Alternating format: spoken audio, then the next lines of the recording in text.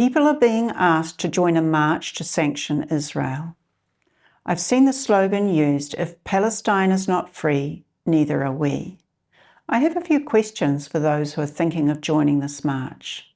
Do you know that Hamas is a radical Islamist group that came to power in Gaza in 2007 by torturing and executing political rivals? That to this day, opponents of Hamas are routinely beaten up, detained, threatened, or murdered. That journalists are arrested and intimidated if they criticise Hamas. That there are strict dress codes for women who are not allowed to travel without male guardians. That there's little protection for women from domestic abuse, honour violence, and killings. That means if she's suspected of having a relationship with someone without the approval of the men in the family, she could be executed. Did you know that members of the LGBT community are criminalised and can be arrested and tortured? That collaborators with Israel are executed? Did you know that Israel completely left Gaza in 2005? That Israel forcibly removed all Jewish communities from Gaza, even the deceased, with the intention of handing it all to the Gazans to control? And that instead of building a thriving Singapore in the Mediterranean, Hamas invested billions of dollars of aid money into building an infrastructure for terrorist activity, including 500 kilometres of tunnels, an underground network, the biggest such urban underground facility.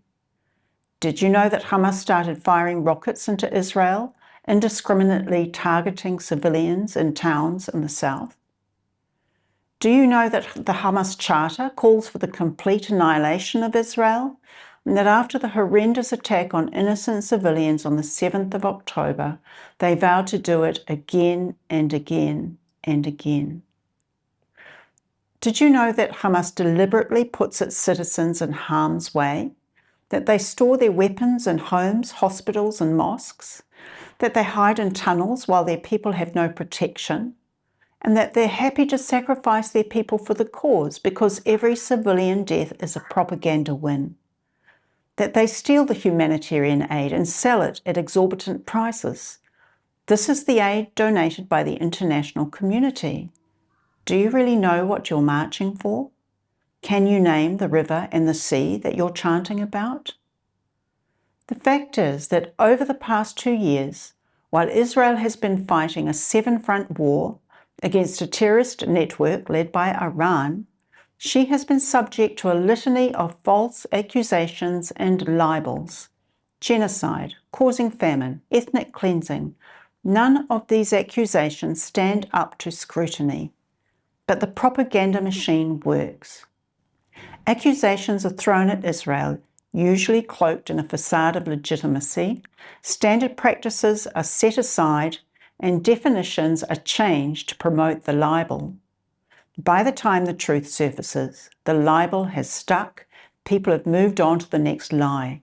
We've seen it over and over again.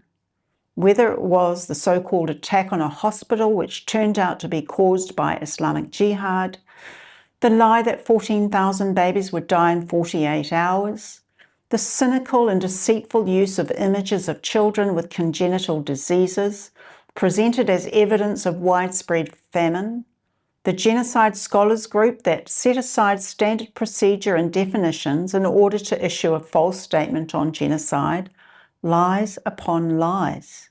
So I ask again, do you know what you're marching for? When you call for freedom for Palestinians, freedom from what? From a brutal regime that sacrifices its own people on the altar of a radical ideology? Ask the Arab citizens of Israel, those who have all the rights of citizenship of a modern democracy, those who are doctors, lawyers, teachers, politicians, high court judges. They, as citizens of Israel, know what freedom is. And I say to you, do some research beyond TikTok and social media sound bites, and even beyond the mainstream media. Even better, go to Israel, see for yourself, and then decide what you're willing to march for.